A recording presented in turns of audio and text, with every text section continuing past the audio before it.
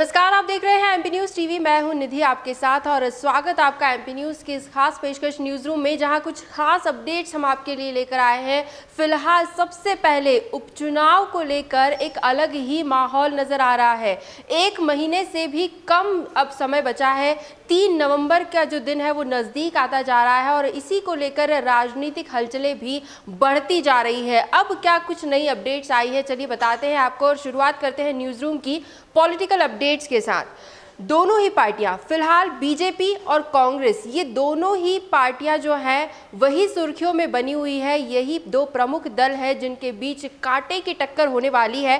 वैसे अपनी अपनी रणनीतियां तो दोनों ही दल बना ही रहे हैं, लेकिन आरोप प्रत्यारोप लगाने में भी पीछे नहीं है। कांग्रेस ने जहां मिनी वचन पत्र की रणनीति चुनी है, हर एक विधानसभा सीट के लिए स्थानीय मुद्दों को लेकर एक वचन पत्र जारी कर रही है। अब इसी को लेकर वोटरों को साधने की कोशिश भी की जा रही है, लेकिन भारतीय जनता पार्टी कैसे पीछे रह सकती है। अगर कांग्रेस की तरफ से कोई प्लान आया है तो भाजपा उस पर पलटवार तुरंत कर देती है। इसी कड़ी में भारतीय जनता पार्टी के युवा मोर्चा ने रविवार को राजधानी भोपाल में कांग्रेस के वचन पत्रों की अर्थी निकाली। एक अलग ही तरह का प्रदर्शन यहां पर देखने को मिला। भाजपा ने कांग्रेस के वचन पत्र को झूठ का पुलिंदा करार दिया है। भाजपा युवा मोर्चा द्वारा भोपाल में कांग्रेस के वचन पत्र की बाकायदा अर्थी निकाली गई। बड़ी संख्या में लोग वहां इकट्ठा हुए और अंत में वचन पत्र जलाए भी गए। दूसरी तरफ अगर भाजपा की रणनीति हम देखने की कोशिश करें तो भाजपा की ओर से भी घोषणा पत्र को लेकर तैयारियां की जा रही है। अभी तक कोई घोषणा पत्र ऑफिशियली सामने नहीं आया है, लेकिन तैयारियां जो है वो पूरे जोर शोर से चल रही है। माना जा रहा है कि अब बीजेपी भी 28 विधानसभा सीटें जो है उनके लिए अलग अलग घोषणा पत्र जारी कर सकती है और विधानसभा स्तर पर ही ये घोषणा पत्र जारी किए जाएंगे। तो वचन पत्र कहें या घोषणा पत्र, दोनों ही प्रमुख दल अपनी अपनी तरफ से वादे कर रही है, लेकिन जनता किसके वादों पर भरोसा जताती है ये तो आने वाले उपचुनाव में ही पता चलेगा। लेकिन फिलहाल न्यूज रूम में हम आगे बढ़ेंगे अगली अपडेट की तरफ। जहां तक आरोप प्रत्यारोप की बात है, दोनों प्रमुख दल के दिग्गज नेता भी आमने सामने हैं।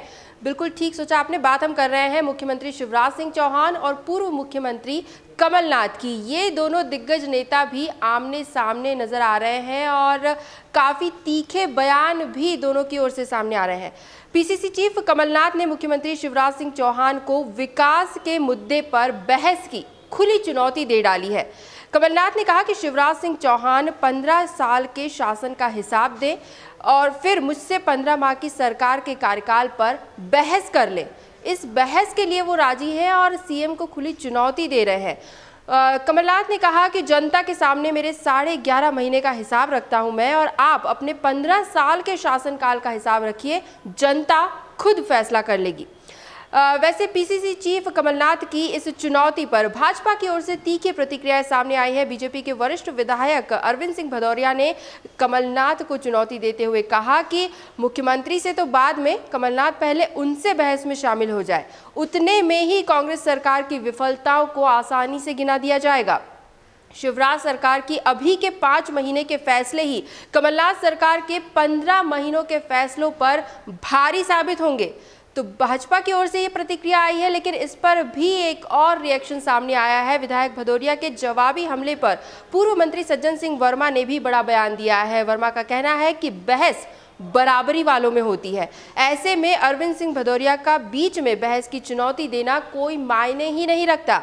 कमलनाथ ने शिवराज को चुनौती दी है और यदि वे चुनौती स्वीकार करते हैं तो जनता खुद ब खुद तय कर लेगी कि किसका कार्यकाल बेहतर रहा है। तो आरोप की प्रत्यारोपों की झड़ी सी लगी हुई है। यहाँ पर एक के बाद एक वार पलटवार हो रहे हैं और तीखे बयान दोनों ही दलों की ओर से सामने आ रहे हैं और जनता के सामने भी एक काफ़ी मुश्किल फैसला होगा, क्योंकि बीजेपी और कांग्रेस में कड़ी टक्कर, कांटे का मुकाबला होने वाला है। उपचुनाव से रिलेटेड एक और अपडेट आपको दे दें। अभी तक गाय और गौशाला का जो मुद्दा था वो भी काफ़ी चर्चाओं में बना हुआ था, लेकिन अब गौ पालकों को लेकर भी सियासत गर्मा गई है।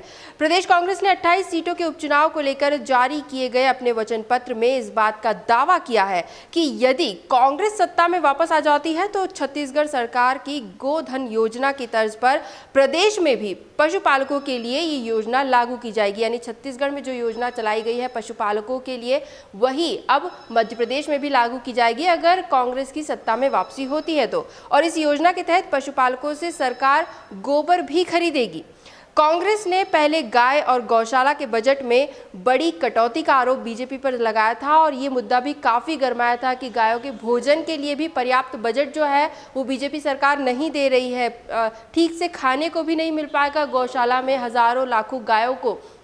ये मुद्दा काफ़ी गरमाया था और अब पशुपालकों के हित में बात कर रही है कांग्रेस। वचन पत्र में मुख्य बिंदु के तौर पर इसे शामिल किया गया है।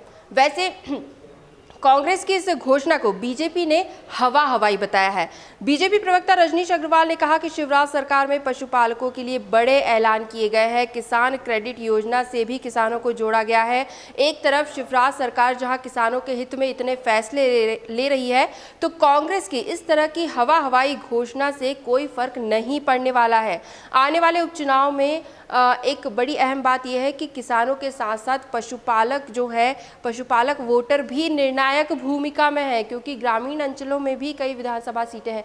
तो ऐसे में जब ये निर्णायक भूमिका में है तो दोनों ही दल खुद को किसान हितैषी और पशुपालकों के हित में निर्णय लेने वाली बताने के लिए होड़ सी लगी हुई है यहाँ पर, और दोनों ही दल प्रमुखता से जुटे हुए हैं। लेकिन किसान और पशुपालक भी अब किस पर भरोसा जताते हैं, अब ये देखना बाकी है। किसका दावा कितना असरदार साबित होता है, आने वाले उपचुनाव ये जरूर साबित कर देंगे। वैसे मध्य प्रदेश में चुनाव के मद्देनजर कोविड-19 के नियमों का पालन नहीं करने पर क्या होगा, ये एक अहम निर्णय सामने आया है। अगर कोविड-19 की गाइडलाइंस का पालन नहीं होता है तो महामारी एक्ट के तहत कानूनी कार्रवाई की जाएगी। इस एक्ट को लेकर बीजेपी और कांग्रेस की लीगल सेल ने नेताओं और कार्यकर्ताओं को अलर्ट कर दिया है।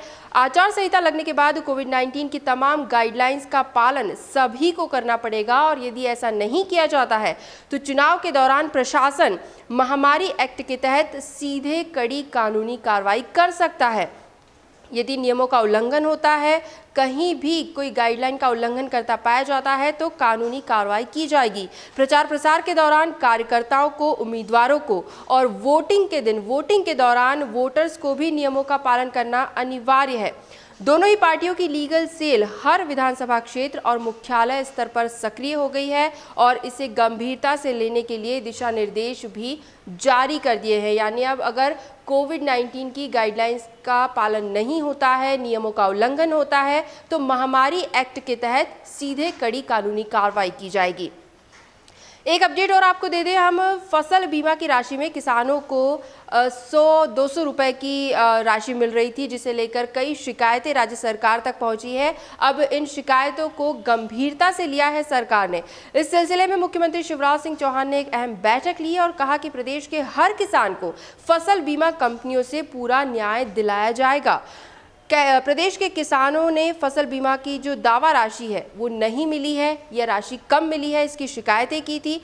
अब सरकार उन सब का पक्ष बीमा कंपनियों के सामने मजबूती से रखने वाली है और ये आश्वासन दिया गया है कि अगर ज़रूरत पड़ी तो इस संबंध में भारत सरकार से भी बातचीत की जाएगी। लेकिन सीएम ने स्पष्ट कर दिया है कि हर हाल में किसानों को बीमा की पूरी जो दावा राशि है, जो क्लेम होता है, वो पूरा किसानों को दिलाया जाएगा। इसके लिए वादा किया है सीएम ने प्रदेश के तमाम किसानों से। वैसे ये अच्छी खबर है क्योंकि सिर्फ 100 रुपये, सिर्फ 200 रुपये की बीमा राशि मिलना किसानों के लिए तो एक नई मुश्किल सी है कि एक तरफ कहा यह जा रहा है कि बीमा के पैसे मिल रहे हैं, लेकिन अगर 100-200 की राशि मिलती है तो ये आखिर कहाँ तक मददगार साबित होगी। तो इन शिकायतों को अब राज्य सरकार ने गंभीरता से लिया है और सीएम ने भी आश्वासन दिया है कि पूरी राशि, पूरी दावा राशि, पूरा क्लेम किसानों को जरूर मिलेगा।